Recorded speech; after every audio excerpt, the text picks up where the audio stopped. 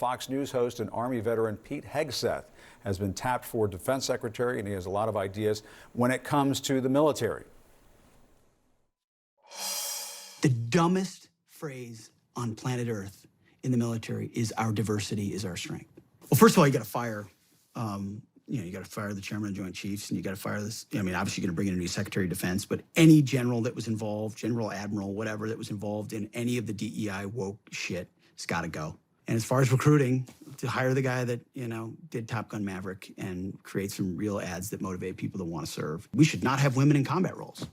It hasn't made us more effective, hasn't made us more lethal, has made fighting more complicated. So there aren't enough lesbians in San Francisco to man the 82nd Airborne. Mm-hmm. And in trying to cater to that, they lost the boys from Tennessee and Kentucky and Oklahoma. The traditional dudes who did it because they loved their country, or they wanted the adventure, or they, wanted to try tough things, or they need an up and out of their community, whatever it is. But we let in TikTok where they can trans our kids and they don't trans their kids.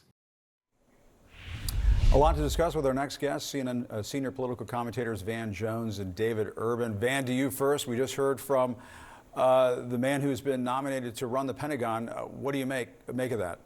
What you just heard? Well, I think, look, I don't, he looks great. I mean, but he sounds terrible. And I think that if it's not broke, don't fix it. There's this fiction that there's something wrong with America's military.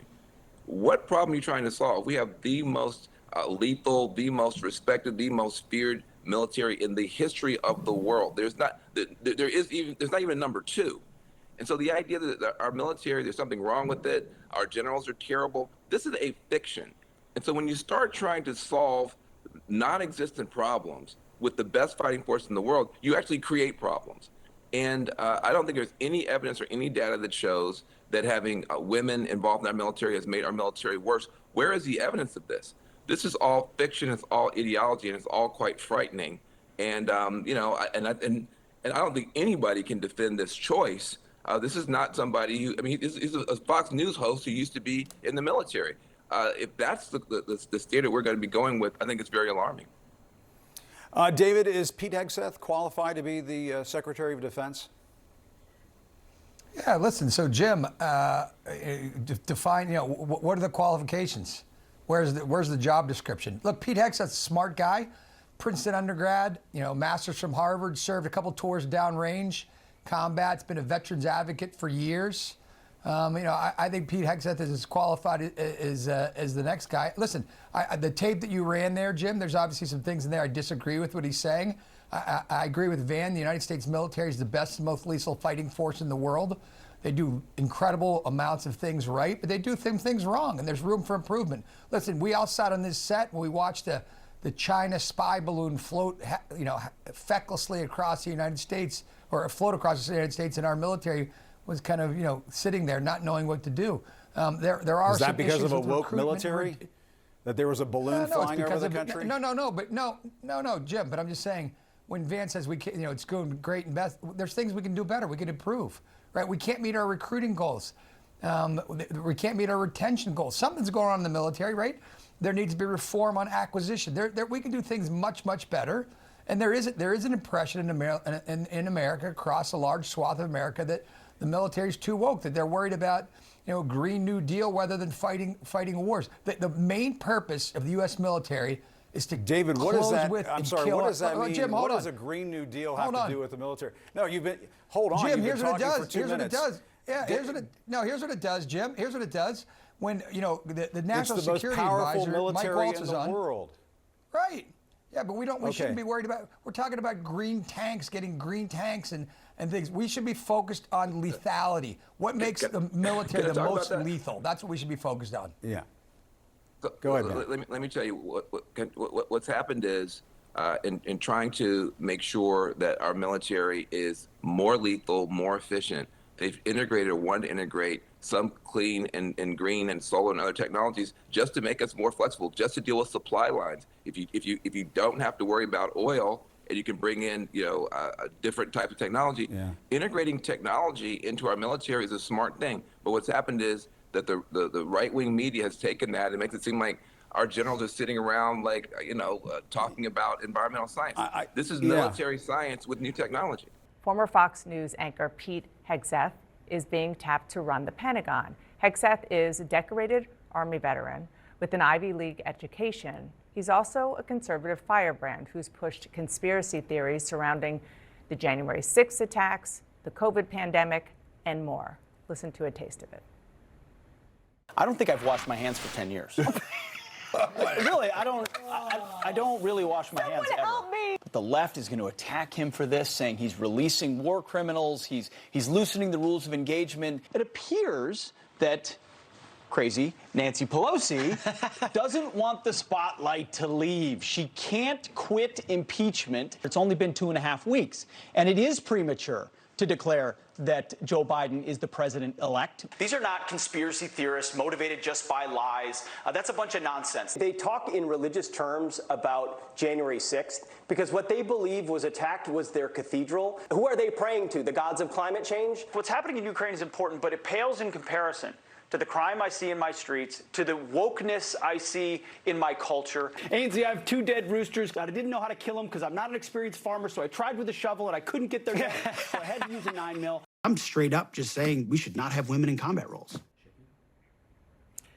CNN chief media analyst Brian Stelter joins me now. Brian, our viewers might not be active watchers of Fox News on the weekends, in the mornings when he is on. Given that, can you fill in the blanks on who this guy is? Those clips really sum it up perfectly. Hegseth is a staunch conservative, an Army veteran, and one of Fox's real homegrown stars. Back on 9/11, he was a student at Princeton, so his worldview was shaped by the Bush-era wars. After college, he maneuvered out of a job at Bear Stearns to get into active combat in Iraq. He earned 2 Bronze Stars. When he came home, he ran a veterans advocacy nonprofit, briefly tried to run for Senate against Amy Klobuchar in Minnesota, but his path to the Pentagon really ran through the Fox and Friends morning show. Trump loved watching Hegseth on the show. He invited Hegseth to dinner at the White House back in 2017. So I can explain this pick in 2 words, Dana: woke military. Hegseth has, rallied and ranted against the Pentagon's adoption of so-called social justice policies. He's argued that woke policies are hurting military recruitment. He came out with a best-selling book titled The War on Warriors earlier this year that was promoted endlessly across Fox. And he said he agreed with Trump when Trump said we need to get the woke generals out of the military. Yeah. So clearly Trump was watching and enjoying and appreciating what Hegseth was saying. Yeah, Brian, I was told the exact same thing by a Trump ally this morning, that this is about one thing and one thing only, and that is woke in the military. And how you define that and how that turns into actual practice, that's a whole different conversation. But I want our viewers to make sure after the show or while you're watching to check out your new piece on CNN.com, because you wrote in part, quote, nothing in his biography suggests experience leading large organization, as one of his fellow Fox hosts said Tuesday night in a flabbergasted tone, quote, you're telling me Pete is going to oversee millions of employees? But Hegseth has something else, of course, that is Trump values television star power. Is that what this is? Is he casting? I mean, in addition to the woke issue, which, again, we're going to have to explore and break down that term woke, but beyond that, is this Trump, as the casting director here? Yeah. The Fox to Trump pipeline is back up and running. Yes, during Trump's first term in office, there were about 20 of these hires, 20 people who traveled from Fox over to the Trump administration. We'll see how many there are this time, right? Tom Homan is the border czar. He left Fox on Monday. Hegseth left Fox on Tuesday. This is all happening very quickly. I mean, literally, Hegseth gave his notice to Fox within the last 48 hours. And it's a head-spinning change for him. He is going to be overseeing a department that has about 3 million employees. He has 7 kids and recently relocated to Tennessee. He is first and foremost a television star, but we know that's what Trump cares about. He watches very carefully. We'll see how much opposition, though, Hegseth faces in the coming weeks, since his selection has caught so many people off guard, even some senators saying they barely know who he is. I remember, Dana, when I was working on a book in 2020 called Hoax, I talked to a lot of sources inside Fox, and they told me that they felt like Hegseth produced his show, hosted Fox and Friends, specifically to appeal to Trump. Hegseth would look at his phone during the commercial breaks to see if Trump had tweeted anything he had said yet. So this relationship, it is many years in the making and very close between Trump and Hegseth. Talk about an audience of one. Wow, that's some pretty Exactly. enlightening reporting. Thank you so much, Brian. Appreciate it.